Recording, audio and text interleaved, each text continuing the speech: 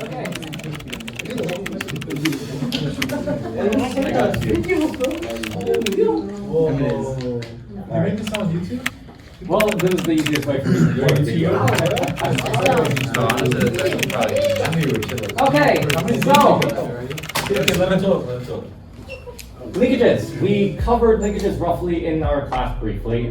We've done solved problems relating to linkages, but we never really talked about what are linkages and where are linkages applied. So I figured I would cover that in this video.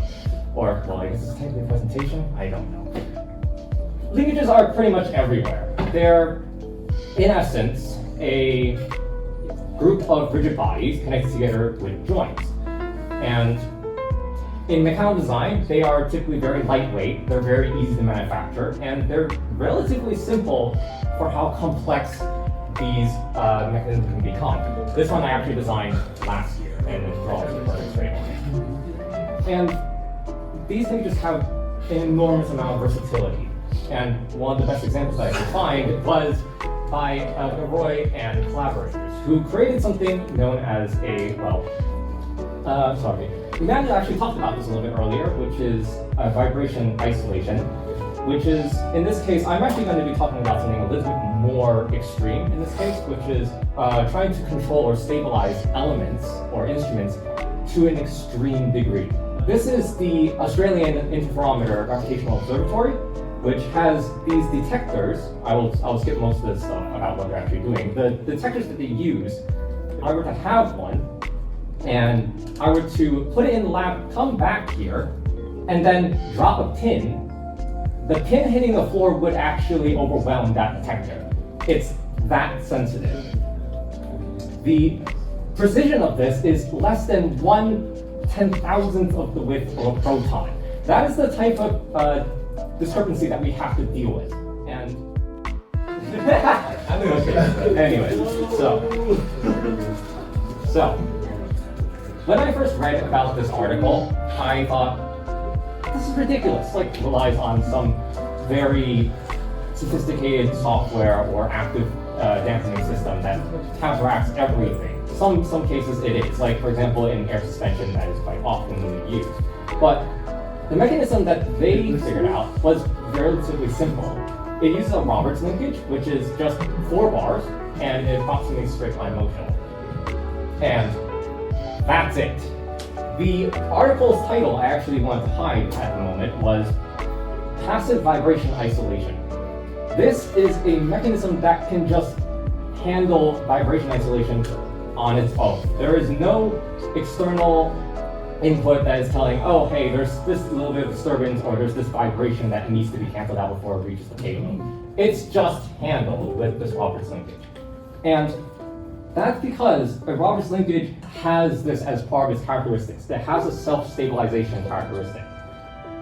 I was trying to find a video of this happening, but I mean, those things shouldn't actually really be moving in the first place, so I couldn't find one. Instead, I found something that I actually made over a year ago in a game called Polybridge. We played this game for quite a while, and one of the designs that we made was this little silly thing. And you can see in blue, these are linkages. That's quite loud, that's fine. These things keep moving back and forth. Those things have to move back and forth, but this bridge is completely stable. And that's thanks to the fact that these Roberts linkages are just self-stabilizing. These Roberts linkages are very useful in this context for very delicate environments. But you know what else they can be actually used for? Stabilizing skyscrapers, which is about as far in the other end as you can get. Does anybody know what building this is? I'm so glad that you guys know. Yes, this is Taipei 101 in Taiwan. It was completed in 2004. It was the tallest building in the world at the time. Unfortunately, Taiwan is, well, it's very seismically active. At the top of Taipei 101, there is this very large lake called a Tuning mass damper. And the mechanism is actually very similar to that used at IGO.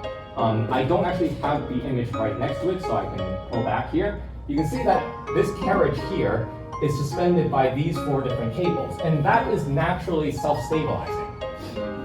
And the same thing is shown here in Taipei 101. That being said though, the function for it is completely different.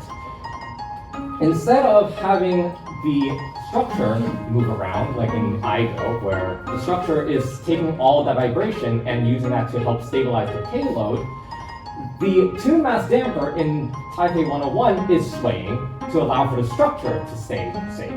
So this is very, very useful in SAGE and earthquakes.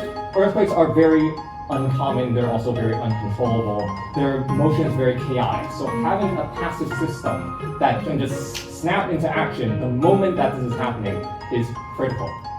I only have 5 minutes to really talk about anything more. So really, there's just so many things that you can do with linkages. I just told one. This is all the other ones that I can come up with about half an hour. And really, that's just the tip of the iceberg. Linkages can do so much. Ask me how I know. How do you know? That was actually me. That's out. So, thank you. Any questions? No questions. No.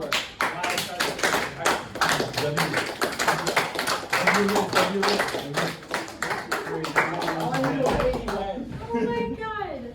Sorry. That was about it. Good. That was good. That was awesome. That wasn't Why good. do I? What's your major? You made a YouTube video? Huh? So this was, okay, so I guess you now have a question. So the reason why this is a video is because I was using a software called Manim. This is actually a software that was created by another YouTuber. And he's responsible for like allowing all of these really nice animations for stuff like this.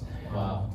So as a result, I can't really port it into PowerPoint or anything like that, so I figured the best option I have is just a video file. I sent the video file to Professor, but I figured it'd also be easier to just do it straight from YouTube. So you had to edit all that? Did it take time to edit? Oh, yeah, it actually took quite some time to edit. It took, to learn this actually took a lot. If I just skip to there, this is the code for doing all of these visuals. This actually is cut off here. It goes all the way down. I have a question. Go ahead. Can you go back? Yes. What language is that? Japanese. Nice. I have a whole bunch of engineering friends from Japan who I just absolutely nerd out with. This is the stuff that we do. I know the language. It's unstable, something like that. Yes, it is very unstable. I'm not sure if I really like it. That's why I said. Japanese. Hey, That's crazy. but yeah. Nice. Any other questions? You don't have to present For 5 that. days. You took 5 days. Shush. That's all? That's good. All right. Thank you very much. A plus. That's not good. 9 views. Yeah, bro, that's mine. What's your YouTube? What's my YouTube? I'll tell you in a moment. I'll tell you later. I'll tell you later out of class, okay? Anybody else who took that? I'll tell you out of class. I really threw up a lot, but he didn't have to be the one to take it.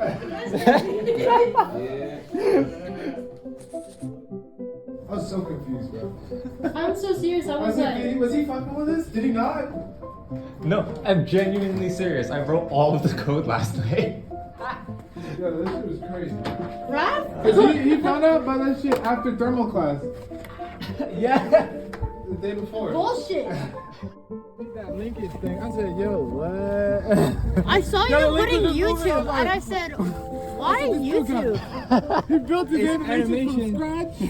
It's beautiful. I literally was like, there's no fucking way you did this. There's no way. He's smart, yeah. I saw when he did his homework. Yeah, it was just like that. And then he plays the video. When he plays the video, and he's like got it like perfectly timed to like the last word, and it's like change the slide, boom. He's just like.